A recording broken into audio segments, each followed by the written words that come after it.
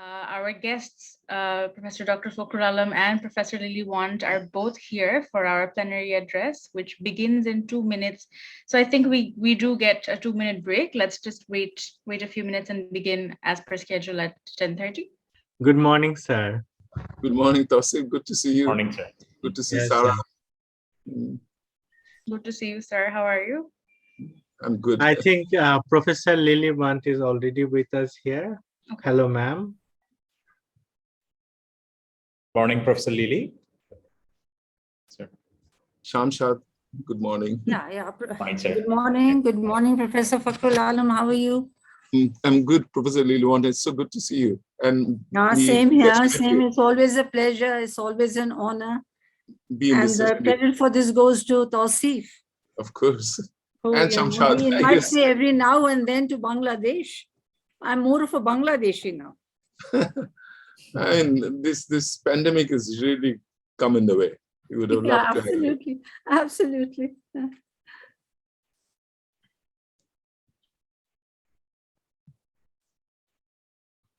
I think since we're all here, we can start with our next session.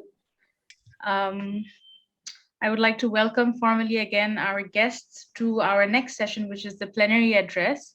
The topic for this session is Writing the Self in Afghanistan, Foregrounding Western and Islamic Feminist Perspectives.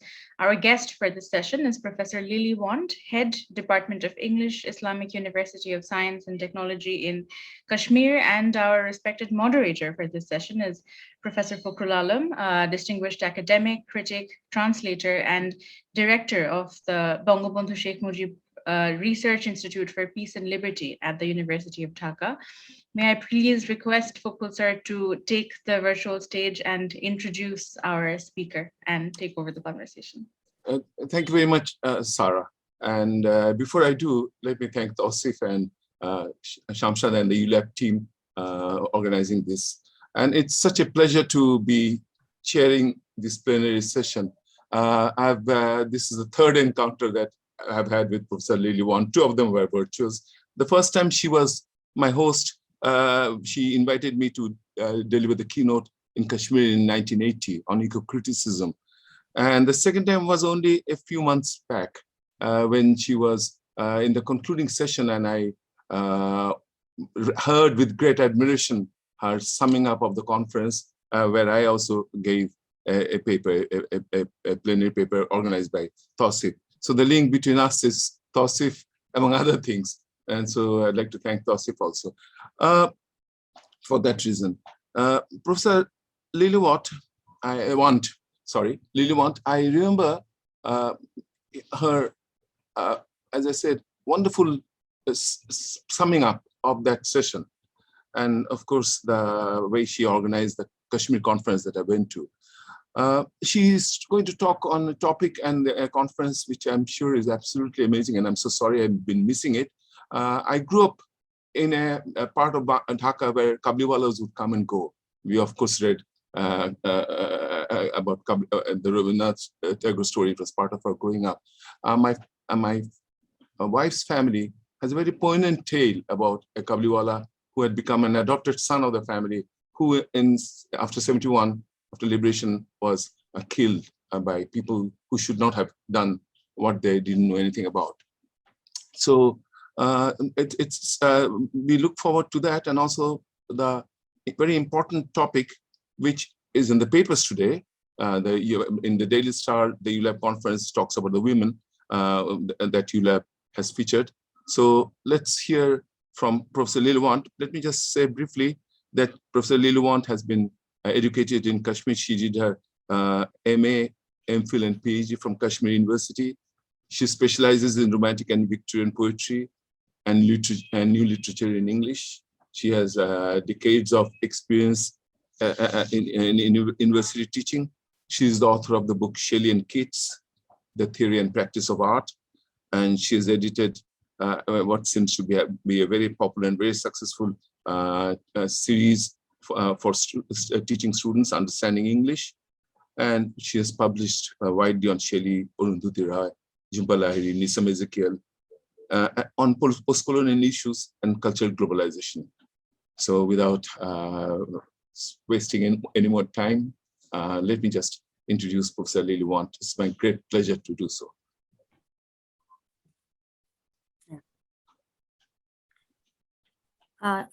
Professor Fakrul Alam, chair of this plenary session, Dr. Khan Tausif Usman, convener of the International Virtual Colloquium, distinguished delegates, scholars and students, ladies and gentlemen.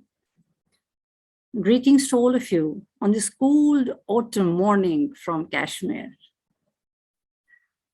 At the outset, I would like to make a slight correction. I'm not the head department right now in the Islamic University of Science and Technology. I'm just a professor there. So I would like to make this very important correction. So I would begin by complimenting the Department of English and Humanities, University of Liberal Arts, Bangladesh, for having come up with a colloquium on an immensely relevant topic. I would also like to express my gratitude to the organizers for having given me an opportunity to participate in this event. I take this opportunity to thank Dr. Khan Tausif Usman, who it seems has resolved to make me give as many presentations as he did when he was pursuing his PhD program in the Department of English, University of Kashmir. But then, on a serious note, I have to acknowledge that it's my pleasure, rather my honor, not only to participate in every event that he so effectively and successfully organizes, but also to get an opportunity to hear out Professor Fakrul Alam Sahab. The title of my presentation today reads, Writing the Self in Afghanistan, Foregrounding Western and Islamic Feministic Perspectives. I have divided my presentation into three parts. In the first part, I speak of the failure of Western feminism to cope with the complexity and diversity of post-colonial feminist issues as represented in third world literature. I try to point out how the wider feminist movement within the gamut of the theoretical framework of post-colonial feminism foregrounds a cultural perspective beyond that of the West by acknowledging the individual experiences of women around the world. In the second part, I have attempted to explore and critically analyze the self-writings of three Afghan women writers. One, The Favored Daughter, One Woman's Fight to Lead Afghanistan into the Future by Fawzia Kufi. Two, A Woman Among Warlords, The Extraordinary Story of an Afghan Who Dared to Raise Her Voice by Malalai Joya. And three, The Storyteller's Daughter by Saira Shah. I explore and analyze these to highlight the all-inclusive and democratic feminisms that accommodate diverse and multiple feminist perspectives of third world women. Finally, in the third part, I point out how these three writers, in their respective memoirs, while subverting the multifarious difficulties Afghan women tend to face in their everyday life, reinforce the Western Eurocentric feminist ideology that presents the third world woman as victim to her culture and tradition. This leads me to arguing how the US interference in Afghanistan and the subsequent fight against terrorism was framed as a fight for gender equality when what was happening, or what is happening for that matter, in Afghanistan is a patriarchal institutionalization of Islam and not a promulgation of the Islamic feminist perspective. I would now like to read out my detailed presentation, and here is how it goes.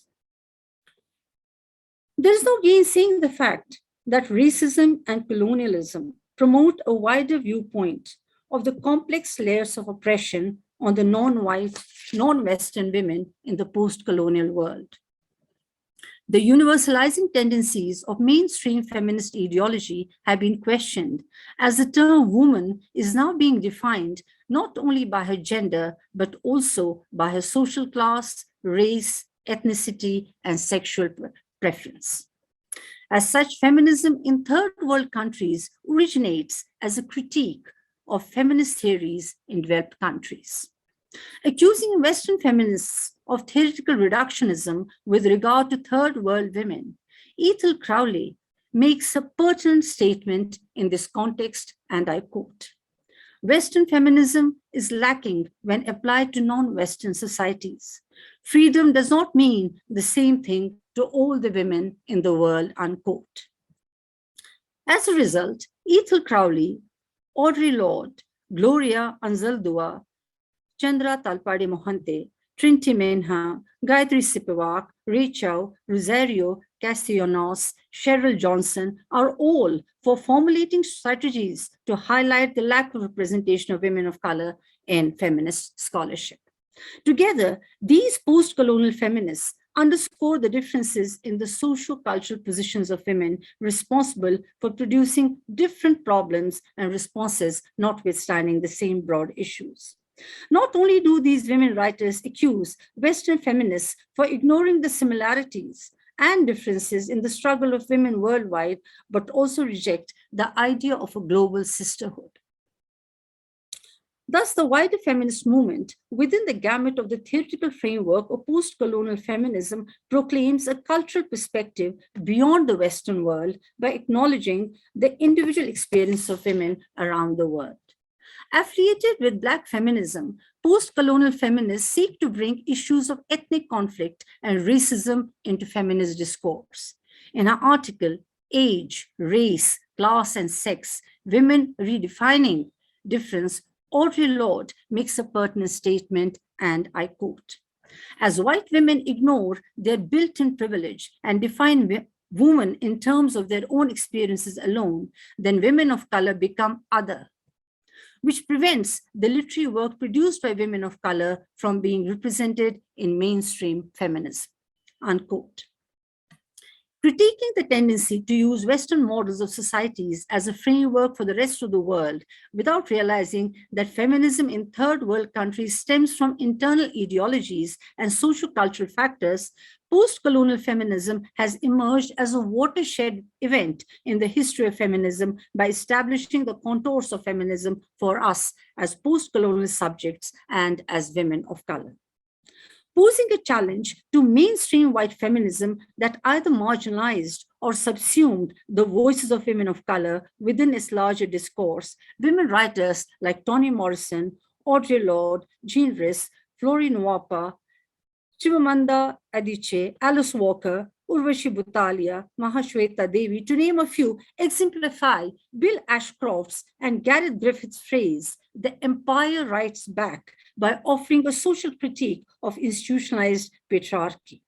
Their technique of experimenting with styles, subverting racial and sexual binaries, capturing the strong spirit of women protagonists under duress, exploring themes like arbitrariness of law, unearthing the chilling but unheard tales of women survivors of the partition, and exposing the power dynamics of sex, economics, and culture as collective forms of tyranny, all help us understand feminism in our social, cultural, and geographical context. And McClintock remarks, I quote, "Nationalism is constituted from the very beginning as a gender discourse and cannot be understood without a theory of gender power," unquote. In fact, gender and the woman question and the women question have been at the heart of post-colonial studies from the very beginning. Anti-colonial struggles for nationalism use the figure of woman to symbolize the nation unfolding a significant role for women in the process of nation building and decolonization.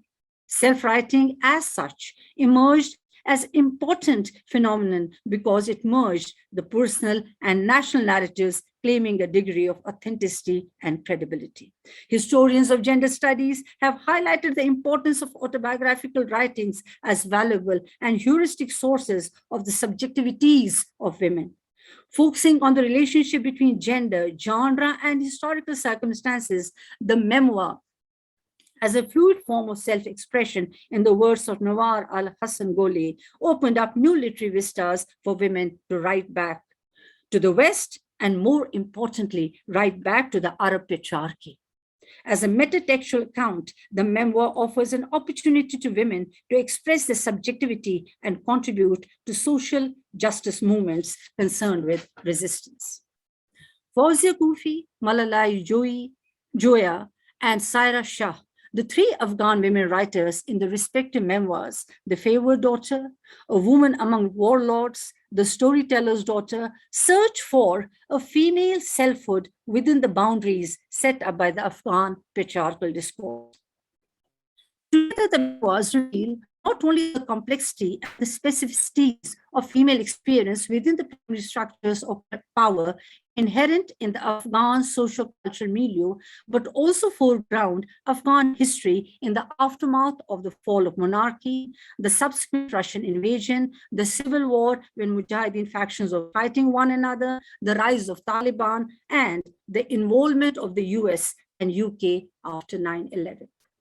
Fawzia Kufi shares her awe-inspiring story, a story where she rose to become the first female speaker of Afghan parliament and a leading contender for Afghan presidency despite a childhood of abuse, the murders of her father, brother, husband, and numerous attempts on her life. There are instances in The Favored Daughter where Kufi shows respect for the culture that the Afghan women are living in by highlighting the resilience, values, and culture of the Afghan people. We get a sense through Kufi's effective illumination of Afghan customs, habits, and practices that women in Afghanistan were accorded respect and dignity. In fact, this ideological tug of war is evident in her approach towards the burqa, where on the one hand, she abhors it in terms of the Eurocentric worldview, but on the other hand, shows some inclination towards it. So much so, the subjugation of women under the regressive regime of Taliban is shown as an integral part of the Afghan history, the wisdom behind which Kufi believes shall remain unfathomable to Westerners. In fact, Kufi defends her father for beating up his wife, but then censures Taliban for the oppression of women. Now, notwithstanding the stark ambivalence in Kufi's attitude, The Favored Daughter chronicles the hardships of a woman in a battered country and points out varying ways in which women continue to be marginalized. Women are no longer seen as a homogeneous population sharing a common identity based on a shared experience of oppression. Instead, the status and roles of women are shown varying according to complex interactions between factors like ethnicity, class, culture, and religion. Although the three memoirs fall within the category of a Bildungsroman, yet the chronological sequence of Kufi's story of life from her birth into a patriarchal society in northern Afghanistan through a troubled quest of identity into adulthood is broken by letters to her daughters. Letters which, as she writes, are to be read in the event of her death. Letters which embody her values, her patriotism, her Muslim faith, and possible approaches to end the despair and devastation ravishing the country. In one of the multiple reviews of The Favored Daughter, Kufi's reflections and commentary on the events that occurred in her youth are said to be those of her as an adult today, and therefore it is said that her reflections come across as contrived and hollow in the memoir. The fact of the matter is that what we are given is a double, rather a dialogical perspective that layers innocence on experience, introspection on hindsight. Malalai Joya, named one of Time magazine's 100 most influential people of 2010, unfolds the ravaging story of being raised in the refugee camps of Iran and Pakistan. Her altruistic propensity led her to teach Afghan girls surreptitiously and establish a free medical clinic and an orphanage in her poverty-stricken province, Farah. Her grit and gumption led her to become the youngest person elected to Afghanistan's new parliament. A persistent and scathing attack of the warlords and drug barons was the cause of a suspension from parliament. Nonetheless, she has survived 4 assassination attempts. She quote, "Story is a story of liberation. Years I've been alive. My country has suffered from the constant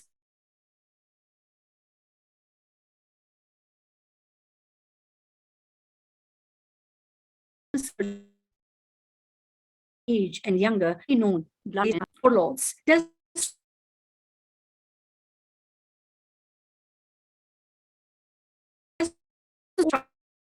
in Afghanistan, the Afghan point and a nonconformist who was incarcerated for 24 years because he did compromise his democratic principles. The memoir revolves around the 3 decades of oppressive rule in Afghanistan. Joya rewrites the history of Afghanistan and holds the Soviets and Americans responsible for the exploitation and branding of Afghans as backward terrorists and criminals.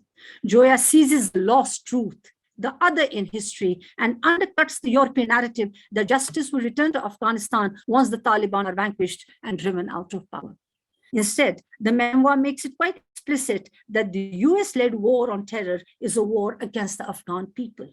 Afghanistan is portrayed by Joya as a nation caught between the Taliban and the US NATO forces and the warlord friends and Afghans as victims of terrorism. Her persistent criticism is directed not only at the warlords and drug barons in the puppet government of Hamid Karzai, but also at Taliban for their uncanny oppression of women. She objects to the burqa as a form of sexist patriarchal oppression and refers to it as a shroud for the living. Saira Shah is the English-born daughter of an Afghan aristocrat who, at the age of 21, captures the war between the Soviets and the Afghan resistance as a front-runner correspondent. Torn between 2 selves, Shah describes in the following words, I quote, "2 people live inside me. My Western side is a sensitive liberal middle-class pacifist. My Afghan side I can only describe as a rapacious robber baron," unquote. So travelogue and frontline reporting to search for her cultural heritage.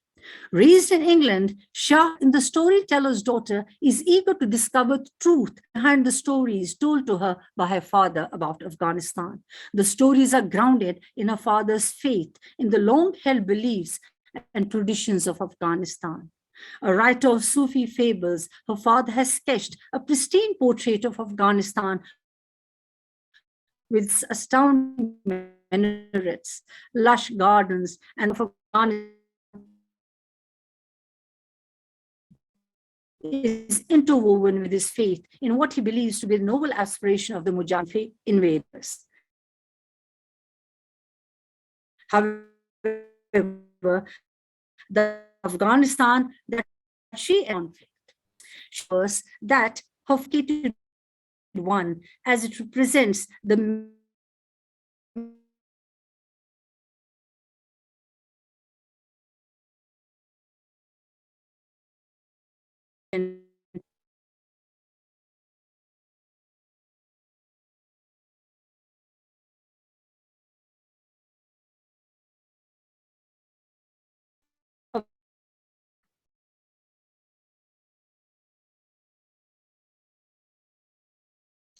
Professor Want, as we can see, is probably experiencing myths.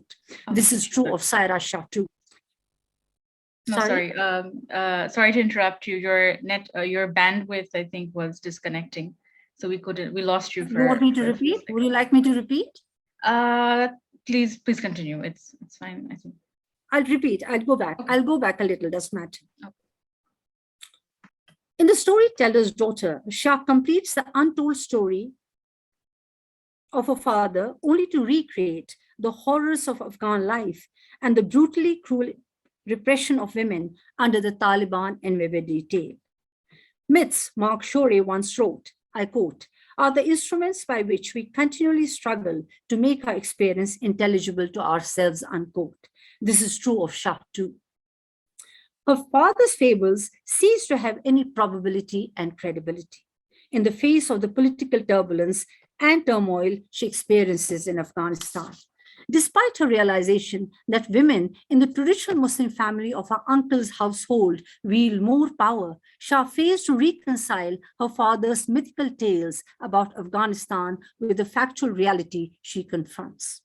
Eventually, her preconceived notions of Afghanistan and inability to comprehend the socio-cultural reality of this war-torn nation because of her upbringing within the circle of Western culture leave her confounded. She remarks, I quote, Afghanistan has confounded me as it has always confounded the West, unquote. A significant testimony of a gynocentric view of the Afghan reality, the memoirs are an account of strong, young, independent, and idealistic women who dent the false consciousness perpetrated throughout imperial feminism that people in the third world do not know what is best for them. The three texts revolve around powerful women protagonists who, as historical subjects, question the subjugation of women within the larger socio-cultural context of Afghanistan. Their tales provide an evocative portrait of the social and institutional underpinnings of gender discrimination, the physical and psychological trauma of women, and the socio-political upheavals of Afghanistan. The underlying assumption in all the three memoirs is to uphold the Western models of societies as a framework to save Afghan women from the inherently oppressive cultural patriarchy. That having said, there are passages in the respective memoirs showing how the distortion of Islam devolved into the blatantly cruel repression of women. It is pertinent here to quote Susan Muadi Daraj, who remarked, and I quote, whenever she uses the term Arab feminism, it generally elicits such questions from American feminists as, can you be a feminist if you're still veiled? And how can a Muslim woman be a feminist if she shares her husband with 3 other wives? The neocolonial view, unquote. The neocolonial view that paints Muslim women as oppressed, Muslim men as beasts to be restrained, and a new white man's burden as rescuing the former from the latter seems to have clouded the judgment of writers. They rely on this worldview that a knight in the shining armor who will rescue them from the shackles of institutionalized patriarchy, which they believe is a legacy of the Islamic State that Taliban wishes to establish. However, Islam never stood for oppression for women. It has always stood for their rights. Women have always been an active part of the civic sphere of the community in Medina. This has been well corroborated in If the Oceans Were Ink by Carla Power in the following words, and I quote, the Sheikh's masterpiece collapses the opposition between women's rights and Islam. All 40 volumes of his work, Al-Muhadisat, the women scholars in Islam, stand as proof that women's freedoms are intrinsically part of Islamic traditions and have been for centuries. Much like the work of Islamic feminists, his discoveries underscore that it's often patriarchal culture, not Islamic tenets, restricting women, unquote. The Quran affirms the principle of equality of all human beings. In fact, this fundamental tenet of equity between women and men has been subverted by patriarchal postulates and practices. Men, it is believed, have interpreted the Sharia in the light of pre-Islamic customs and have customized these to meet their own interests. Driven primarily by the question of gender justice and hermeneutical reform, the contemporary discourse on Islam that goes by the name of Islamic feminism critically engages with Islamic sacred texts, the Quran and Sunnah, and subtly challenges the dominant interpretive tradition, that is, exegesis, jurisprudence, hadith compilations, etc., that are discriminatory against women. The central tenet of this school is to produce knowledge that champions the case for gender equity and justice from within an Islamic paradigm, and show how its critical engagement with the interpretive tradition need not be seen as waving the white flag before the modern secular and Western ideas.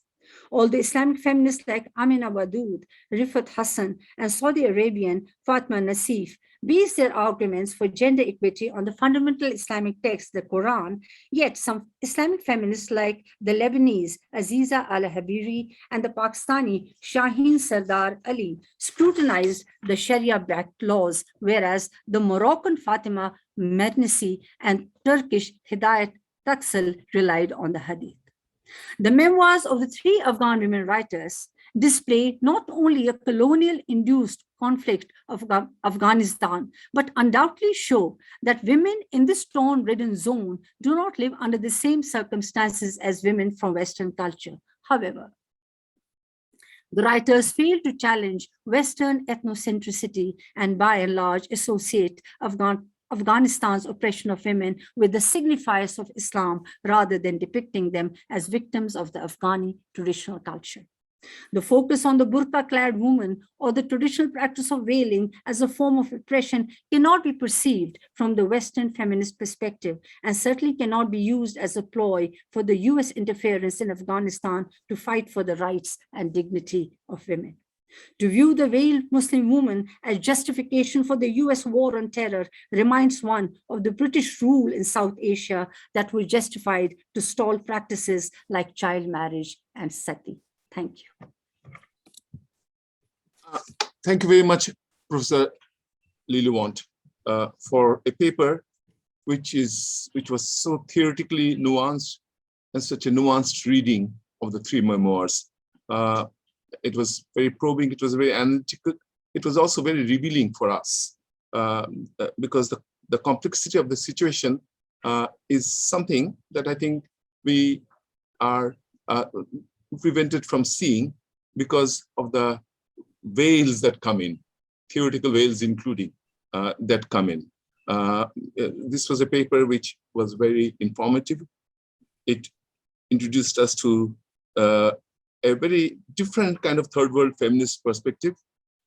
We see the Afghan women as victims to culture and tradition, but also to racism, colonialism, to patriarchy, but also to neocolonialism, new imperialism, to prejudices which have been strewn across centuries and which have been perpetuated in terms of liberating Afghanistan in many ways. As Professor Lillywant has pointed out, imperial feminism, the phrase that she has used, I particularly thought very pertinent was her very ironic use of the new white feminism, the new white man's burden that she sees in it. So the memoirs of the three women introduce us to a whole different, very new, at least for me, a very new, very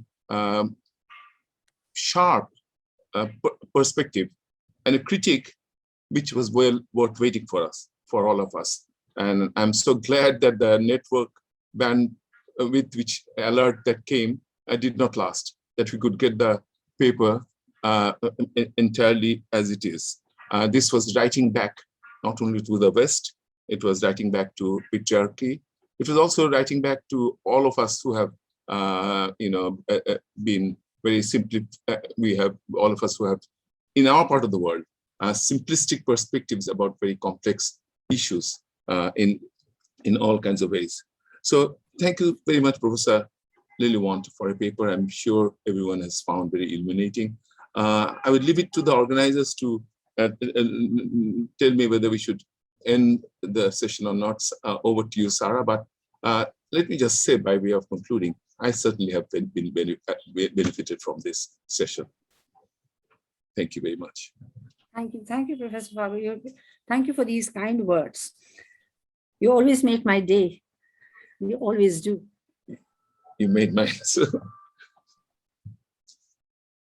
Thank you to both of our speakers. Fakrul sir, we do have 10 minutes if you wanted to continue, but we can also, of course, wrap up if we preferred. We also have a few comments from the audience. Shafak Muzaffar is saying, thank you, ma'am, for such a rich lecture. It was very enlightening.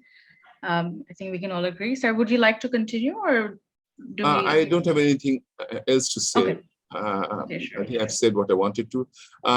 Professor Lillywant, hopefully he'll come over to our institute and our university one of the days in real time and in person. Look forward. I was not allowed to stay as a free bird, I was captured by IUST, but nonetheless, I'll find time. Anytime, sir. Yeah. It will be a pleasure. And Tausif is always there. I think Tausif is always there. The connecting thread is always there. So I'll leave it to Sarah now to take over. Thank you again, and thank you everyone for listening, and the organizers for, as I said before, a session which was very useful for me. Thank you.